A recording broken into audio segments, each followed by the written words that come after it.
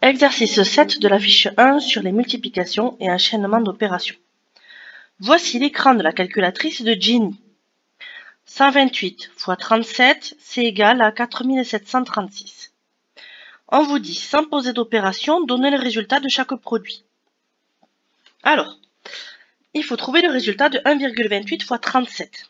On sait que lorsqu'on veut effectuer une multiplication de nombres décimaux, on fait le calcul comme si on avait des nombres entiers. Autrement dit, cela revient à calculer 128 x 37. Et ça, on sait que c'est égal à 4736. Et une fois qu'on a fait le calcul avec des nombres entiers, on place la virgule au bon endroit. Ici, j'ai 2 chiffres après la virgule, donc ça veut dire que dans mon résultat, je dois avoir 2 chiffres après la virgule. Donc ça veut dire que la virgule, elle est ici. Alors on va faire la même chose avec les 3 autres. Ici, on fait le calcul comme si on n'avait pas la virgule, donc ça fait 128 x 37. Donc notre résultat, c'est 4736. Et ensuite, on place la virgule au bon endroit.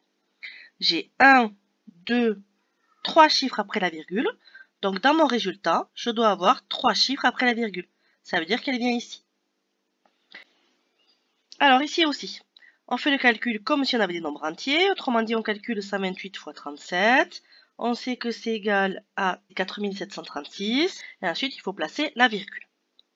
Ici, j'ai 1, 2, 3, 4 chiffres après la virgule. Donc ça veut dire que dans mon résultat, je dois avoir 4 chiffres après la virgule. Ça veut dire qu'elle vient là. Et là, du coup, je suis obligée de rajouter un 0. Alors ici, on continue. On sait que notre résultat, si on ne tient pas compte des virgules, c'est 4736. Ici, j'ai 3 chiffres après la virgule. Donc ça veut dire que dans mon résultat, je dois avoir 3 chiffres après la virgule.